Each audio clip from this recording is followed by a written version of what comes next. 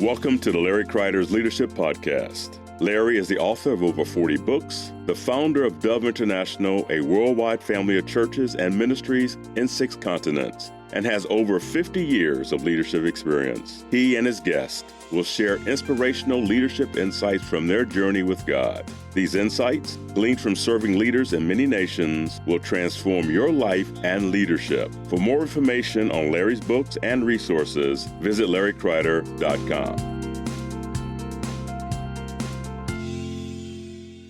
Larry Kreider here with the Larry Kreider Leadership Podcast. With me today is my long-term friend, Ron Myer. Welcome. Hey, thank you, Larry. It is long-term, that's for sure. I've been trying to get you on here for months, and your schedule and my schedule has been crazy, and I'm so glad it's finally happened. Well, it is finally happened, and it's so good to be here for sure. Well, thank you. I'm going to ask you some questions about where you've come from, what God's done in your life over the years, and kind of the story behind the story. Sure. And, of course, this is the Leadership Podcast, and we talk about those small changes we can make that will make massive difference down the road. Yeah. So let's talk about Ron Myer. And I've known you now for 40 years almost this year. That's crazy. 40 years. So there's a lot. You could just do this podcast as a monologue and tell everybody. You know as much about me. We know each other really well. It's been a joy to work with you all these years. It's been amazing. 40 years. Yeah, I remember the first time I met you when we had a young church and you came in with your family. I remember that well. So praise God.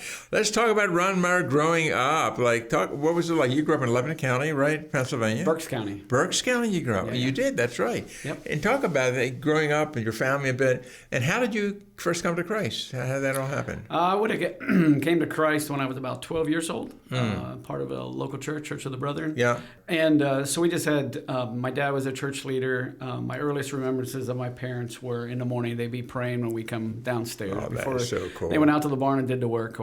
Prayer was really a common thread through us. We always had devotions at night and prayed together as a family. And as a little kid, I'd fall asleep till everyone else prayed. But so at about 12 years old. Amazing heritage. Oh, yeah, it is an amazing heritage. Yeah, wow. It really is. So 12 years old. About 12 years old, I gave my heart to Jesus. But then, and I was the oddball in school, was the guy that wasn't invited to the parties and didn't do any of that kind of stuff. And and graduated, went through high school, and then got married at 19. Waited till I was 19. You waited that long? I waited till I was 19 to get married. Didn't want to rush into it.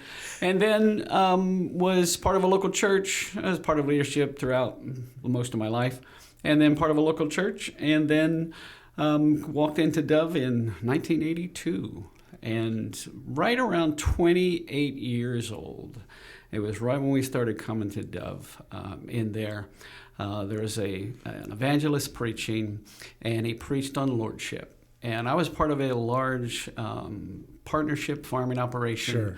And I remember standing there. I can show you the place where I was standing. And I said, Lord, what would be the hardest thing for me to give up to prove to myself that you're my Lord? Yeah. And it was very clear. Would you be willing to step out of the partnership? Wow. And I stood there that night, and I was just like, wow, I'm not. That would really be hard. But I made the decision right there. I am willing. I walked down front, and a very good friend of mine who I knew was standing there praying for people. And I walked up to him, and he said, Ron, what are you doing here? I know you're saved. What are you doing here?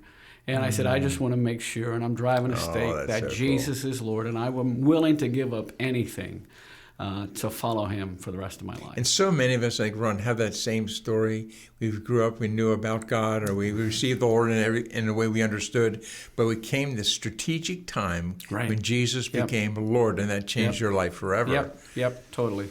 Yeah. Totally. So talk about early spiritual leadership stuff that you did, because I remember some of those early days, and you were leading small groups, and we called them cell groups in those days. Right.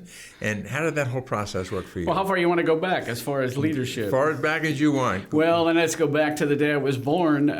My name means strong leader. So from the day I was born, my mother, my father called. Every time I was called, coming to dinner, strong leader, come to dinner, strong leader, get to bed, whatever you want to say. That is really cool. Is that that's my name, so it was spoken over me every time my name was called. So knowing that that is the case in the spirit, the enemy will always try and hinder that from happening. So I grew up very insecure, stuttering at a young age, was afraid to stay at friends' houses, that kind of thing. Really? And until sometime in the middle of high school, around 8th or 9th grade, something happened.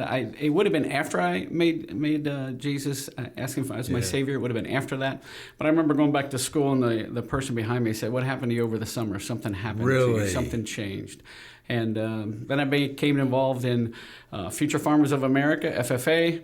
Learned about leadership, was on the leadership team, became vice president, then president, entered speech contest, became the regional president for the FFA, and then got involved in church as well with the youth leadership, and just one thing after another just fell into place. Can you remember any, like back in those FFA days, those early days, any specific things that you learned about leadership back then that would help somebody who's younger, who's, listening right now and think, wow, I thought Ron Myer was always, this really, this strong leader. Of course, you're like Abraham. Every time his wife said Abraham, father of many nations, and the same thing happened to you. Do you remember anything way back in those days that you learned?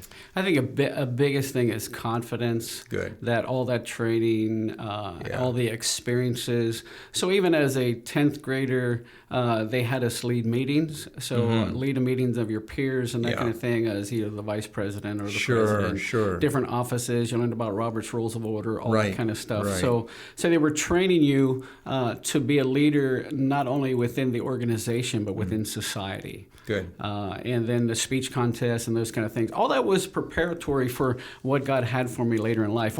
This is one thing I've learned, and I didn't know it then, but everything you're going through now is preparing you for what God has for you in the future. That is so good. And sometimes the harder the deal is right now, there's a great call of God in your life in the future because of what you're going through right now. Absolutely. Yeah.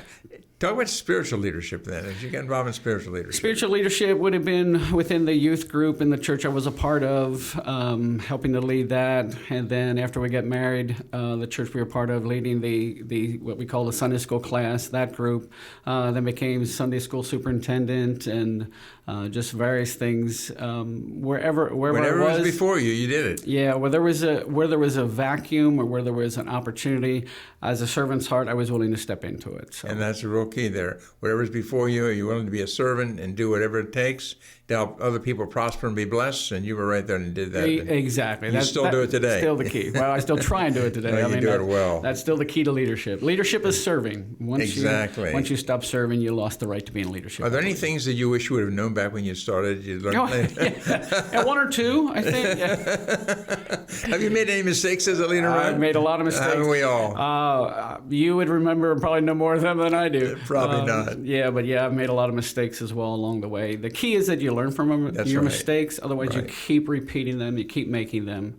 I think there was only one time, Larry, in the last 40 years where I was at a place of really being distraught and said, Lord, take me out. I didn't ask for this. I wanted to farm. That was my dream. That was my vision since I was 6 years old. Right. And by the time I was 28, that dream was fully realized. But there was only one time that I know I was curled up in a ball along a wall, just saying, Lord, take me out of leadership. I don't want to hurt people. I don't like the stress of this. Just take me out. And the Lord said, learn from what you're going through right now. Stand up and get moving. So see, it's so important that we share those kinds of stories because many people look around and think we never go through that kind of stuff. Yeah. And we all do in some way. Any leader who's willing to be open and honest will share those kind of stories. We all often say we're like Jacob, we walk with a limp. Yep, very true. And that's really what you're talking about here. So you've obviously, I want to talk about some of the books you've written and you've helped to write, and one, Fivefold Ministry Made Practical, which is just it is my favorite book on the Fivefold Ministry. I've said that all over the world. Another book you helped write, four of us wrote together. That's on right. eldership. You remember that way back that in was the fun. day. Like, these books are both updated. The Biblical Role of Elders for Today's Church. Anybody wanting to understand leadership principles, especially as it has to do with the church world, it's all in that book. And Larry Kreider, Ron Myer, Steve Prokopchak, and Brian Saller. We want to talk more about that in just a minute. But talk a bit more about the path God led you on. Of course, I know what the answers are for some of this because we know each other so well. But the path that God led you on and brought you to the place where you're at today. I mean, today you're serving as the Assistant International Director of Dove International, a global family of churches, 1,200 plus churches in 25 countries, all that. And we've served together in years, working together in that. You're our Director of Operations. You lead the whole USA team on helping plant churches and connect with churches throughout America. And let's talk a bit about the process God took you through. It didn't just happen overnight. Right. What's the process God took you through? And take as long as you need on this, because this is really, really important. Sure. I think the process, and little did I know, as I said, the process started when I was young. Remember, this is something I didn't know then, but the Lord spoke to me not too long ago and said, the kingdom of God is never on the defense. It's always on the offense. Right. It's the enemy that's always on the defense to try and hinder and hold back what God is doing. So even as a child, as that was spoken over me that I'm a leader, the enemy tried to thwart that. So as I said, I was afraid. I was a homebody. I always stayed home. All those kind of things. And it's hard to believe. Knowing you today, Ron, it's hard to believe that was you. But I get that because I had all the insecurities in the world, and we still have some today, you know. Yeah. But we went through a lot of that. But man, that is so good that you're sharing that. So as you walk through those things, and I remember this first speech contest I was in. Of course, now I can preach many different places, but that first speech contest, the fear, all those kind of things. So each of those situations, God was using and building in me a form of leadership so that I could be more effective in where I'm at today. So even the farming situation I was in, I remember there's times I'd get up every hour on the hour because of a situation that was happening on the farm. So if I can get up like that for animals, for those kind of things, then certainly I can extend and expend myself for people. And I'm not talking about people taking advantage of you or anything like that, but still the reality of I'm doing something with eternal value. So. Okay. Now, I first met you, obviously you were 28, and you got involved in a small group in, I think, Lebanon County at that point. Yep, first one in Lebanon County. Okay, it was already there, but we became a part of it. And then it wasn't long until you were an assistant leader or a leader. How did that work? Just walk us through that process a bit. So we were so hungry, Larry. I had, as I said, we were part of a local church. Bonnie got baptized in the Holy Spirit a year before I did. Right. I knew there was something in her that I was really hungry for. Add to that, for a short stint, for a year, I had left the farm and was driving truck, and I met the most foul-mouthed young man I had ever met. And I thought, and I began reaching out to him. I thought, if this guy gets saved, he will never fit into the wineskin that we were a part of. So we prayed for a year. And through the Lord's direction, it's kind of a long story, but through the Lord's direction, the Lord brought us to Dove one Sunday morning. And again, we were praying for a year. Lord, where are you placing us? Where are you calling us? And we walked in there that Sunday morning. A group, a little bit less than 100 people. Yeah. You were commissioning, I think it was the 5th or 6th small group. Really? At that point in time. It was a commissioning of the small group. We walked in there that week. I turned to Bonnie. I said, I think this is where God's called us. So interesting story with that is that I think we were there like the third time, and Merv would have came up to me and said, hey, I see you've been attending. Would you like to know more about Dove? And this would have been in September. So we were there just 2 or 3 times. And I said, sure, we'd love to. He said, well, when can we get together? I said, well, right now this is fall harvest. I work from 6 to like 8. If you want to come at 5 in the morning, that would work. And he said, yeah, I'll be there. You better believe it. And I'll tell you what, that spoke a lot to us right then, that willingness to invest in us and share what God was doing. So we became part of the small group. We were so hungry, so we'd come early and stay late. And one of my first, other than my dad, my first spiritual father who really poured into me, Marv, just really, I remember that well. Yeah, just really, really poured into me. And so we'd come early, we'd stay late, and one point in time he said, hey, would you guys be willing to assist us? Okay. And we were like, oh, yeah, there's more quality people than us. He said, yeah, but you're hungry. Yeah. You come early, you stay late, you're willing to serve. So we became assistants. And then they felt called to move to Kansas, if you remember. I remember moved to Kansas to plant a church, Marvin Bev. And as they moved out there, then we became the small group leaders. And then that small group grew, and then it multiplied. Then there were 2 small groups, and we gave oversight to the other small group, and then it just continued. Step by step. In those days, we called them section leaders. Yeah, you became a section leader. Yeah. But then eventually, you became pastor, lead elder, call it whatever term you want to use, of that church. How did that happen? So the group became 2, then I think it became 4. And then there was a time where Dove was continuing to grow. You had a number of, I think it was 2 services at Abundant Living, one in Southern Lancaster County. And there was a group from Berks County that was driving a distance about an hour, and then our group was driving. And Merv approached me and asked me if I'd be willing to work with the team and plant a church between Lebanon and Berks County, right on the line. And he was in the process of going to Brazil, and he knew that he need someone that could really lead that work. Yeah. And you and another brother were called in to do that. Yep. So go on with the journey. But then, were you still milking cows? Yeah, Talk about that whole story. Well, I was still farming when we planted the church. So dual focused. Again, the Lord taught me a lot about those kind of things. We started. I had people that milked for me, but on my Sunday mornings when I worked, I had every other weekend where I didn't have to work quite as hard. Right. Say it that way. But I get up at 3 a.m. the weekend that I had to work and take care of all the chores, and then go and preach, and then come home, crash on the sofa, and then go out and milk again. And then I got to the place where throughout that year, and it was even prior to that year, where I began to pray, Lord, let me farm from 6 a.m. till 6 p.m. Let me put in 12-hour days, except in harvest, because every evening we were out ministering to people and helping people and seeing people's lives change. And we had a tremendous team around us. It wasn't just Bonnie and I. It was a tremendous team. Right. So. I remember that well. So you came to a place that you had to make a decision between the farm and the love of your life. I mean, exactly. Right? And this call from God to do, ministry leadership. Talk about that. So probably 2 years before I actually sold the farm, I was going through a really challenging. We were in a partnership before that, and then we split up the partnership. And I took the one farm and large portion. My other brother-in-law took the other portion, and we still worked together, but we had separate entities. Sure. And it was over that time where I had a really challenging circumstance. And I remember going in the basement to pray. I had fasted a couple of days, and I remember praying in the basement. And my question was, Lord, are you calling me to sell? Is this a sign for me to sell? And I remember Lord saying, yes, I've called you to sell at some point in time, but not yet. This is training ground for you. And so Lord taught me a lot through that next season of just how to stand in faith, how to handle situations, how to handle tough situations. And then in the midst of that, people speaking into my life, my father-in-law, others saying, and my wife especially, concerned I was doing too much, burning the candle at both ends, and basically feeling like it was time for me, that we needed to make a decision. So hardest decision, one of the hardest decisions in my life, where we made a decision to give up our life dream to fulfill a call. And it happened. Yeah.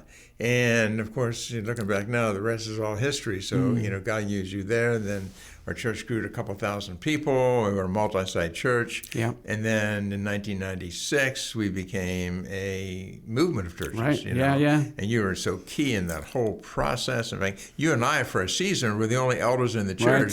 Right. That's right. Brian Souter joined us later then. Yep. And went through that whole transition. As you look back in those days, is there anything you feel like you learned about leadership that happened during that season, that in some ways a difficult season because we had to make major change, and at the same time we knew it was God. God was leading us in that way to become a global movement.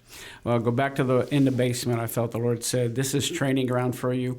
After I sold the farm, for the next, I think, 4 years, I thought, this is not it. This is nothing compared to the pressure I was under back then. And then we walked through our difficult years and that kind of thing. And I woke up one morning and my first thought was hard-pressed and not destroyed. Yeah. And I realized the Lord trained me for this 5 years prior. Right. And we were able to walk through that. Of course, they were challenging times, but they were very rewarding times as we just followed the Spirit, followed the Lord. What is He saying? What is our next steps? Where do we go from here? And that kind of thing. And a lot of late-night prayer meetings, Larry. A lot of early morning prayer meetings, a lot of seeking the Lord and making sure and getting wise counsel from others outside of us. Exactly.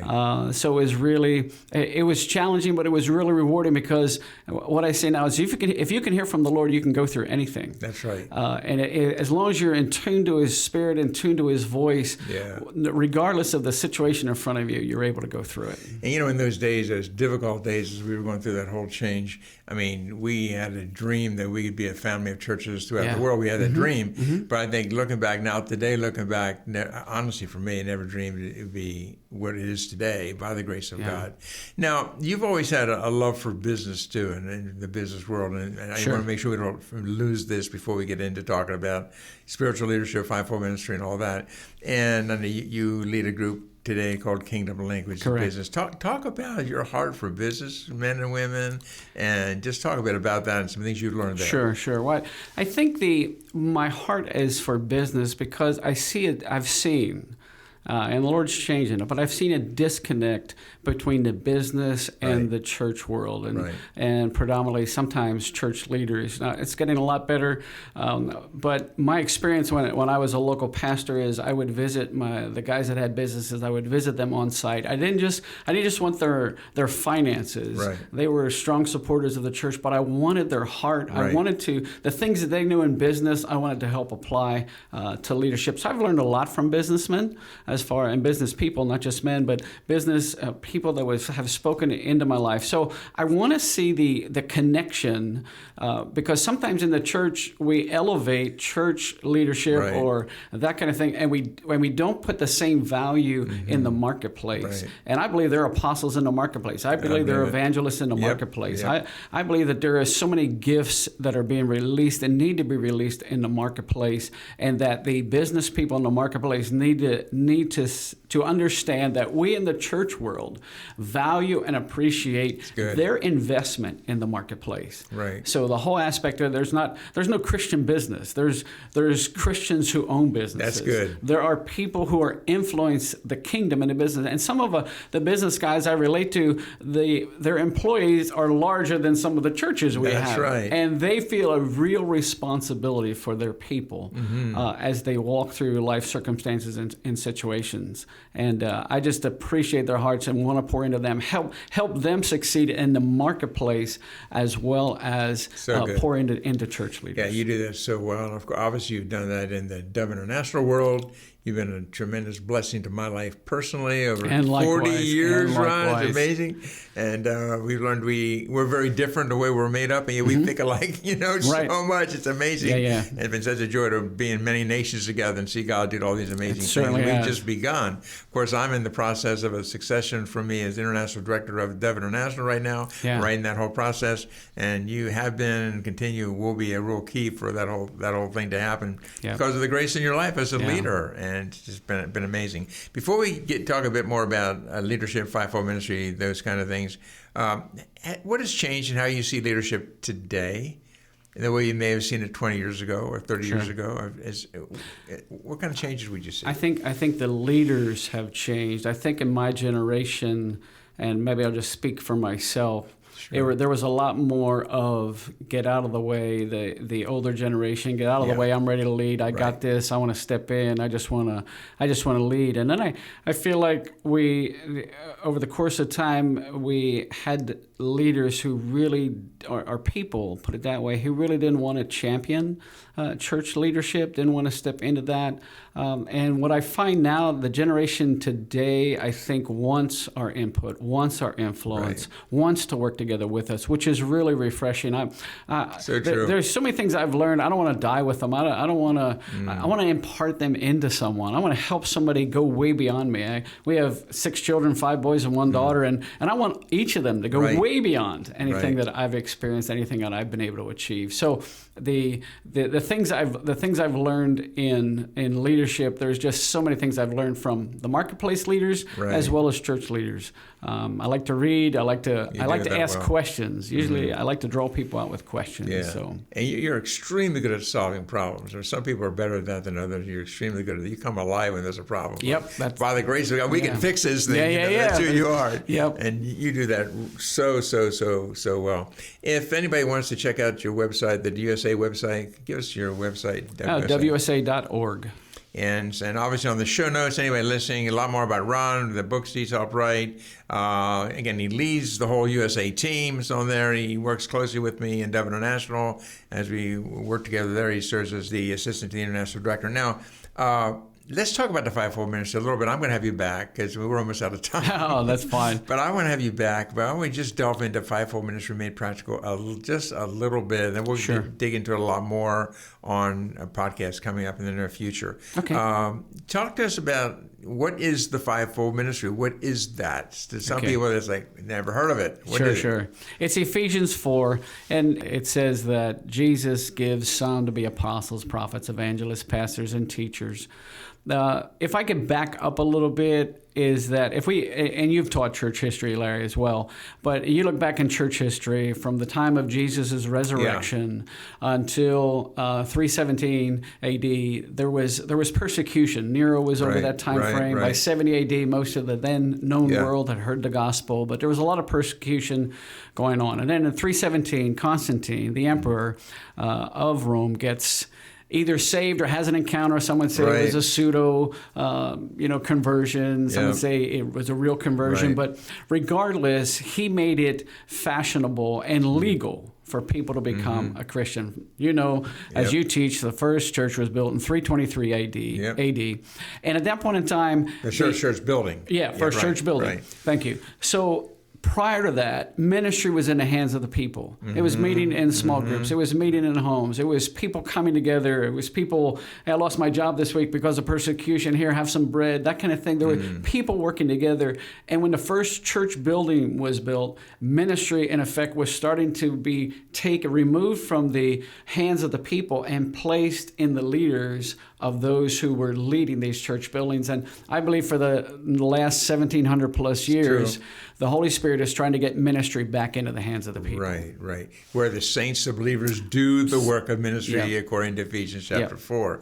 And so then these apostles, prophets, evangelists, pastors, teachers, are they ministers? Is that for everybody? Or how does this work? They're trainers and equippers. Okay. I believe that every person has a bent toward one of those. Toward one of those gifts. So if you, best way I can say this is, I remember different times where I'd finish a Sunday morning, what we called then a celebration, just a Sunday morning service, and I'd have somebody, and we had a powerful worship time, and we left to go a little bit longer, but it was just a powerful time. I remember specifically more than once a person would come up and stand in front of me and say, Ron, I just can't understand why you let worship go so long. You cheated us out of the word, and why did you leave worship go so long? And I said, well, we really felt the Spirit was leading that direction, and they'd turn around and leave, and right after that, the next person would say, I can't believe you cut off worship. Don't you know that it's the presence of God is able to change people's life? Well, what's the difference? One person had a prophetic bent, and the other person had a teaching bent. Exactly. It's the lens that they look through life's experiences and circumstances. An evangelist would say, you didn't give an altar call this morning, those kind of things. So I believe that everyone is wired toward one of those. And the best thing I can do is help them function within that said gift. So good. Again, Fivefold Ministry Made Practical, the book. You can get it on Audible. You can get this ebook, or you can just get the real deal. You can get it wherever you buy books. You can get it from the Devon International Bookstore or from Amazon or wherever you buy books. And again, I'm going to have you back. We're going to dig into this. I'm going to really ask you some pointed questions about each of these 5 different gifts and how that applies to people. So you want to come back, everyone, on a podcast coming up soon, and we will talk more about that. Check out the show notes today. In the show notes, we have a lot more about Ron Myer, the books he's written, and also this book, The Biblical Role of Elders for Today's Church. That was fun to write that one. Both of those are so full of practical stuff for today's leaders. Exactly. And that's hence the book, Fivefold Made Practical. Made Practical. And again, you've done a great job. It's one of our best-selling books. You've done a great job with it. So, Ron, any last-minute, again, I'm going to have you back, but any last-minute thoughts on leadership here before we end the podcast today, this episode today? Yeah, any last thoughts? Well, I'll tell you what, I got so many things going through my head right now when it comes to leaders. There's so many things I've learned. Let me just close with this one, Larry, and that is something I've learned over the years. What I do not take responsibility for, I am powerless to change.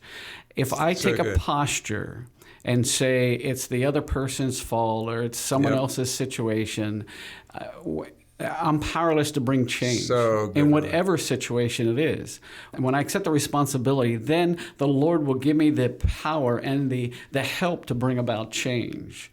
So in any situation, that's one of the things. It's not hard for me to accept responsibility and in some cases blame where something happens. Well, if I take the responsibility, someone else would say, well, it's not your fault. Yeah, but if I don't take the responsibility, I can't bring change. If I take the responsibility, I can bring change to it. I can help bring change for the betterment of all those involved. And it's not about control or anything. It's about helping us achieve what God wants us to achieve. You've done that so well. I've heard you say that so many times. I've seen you do that so many times over the years.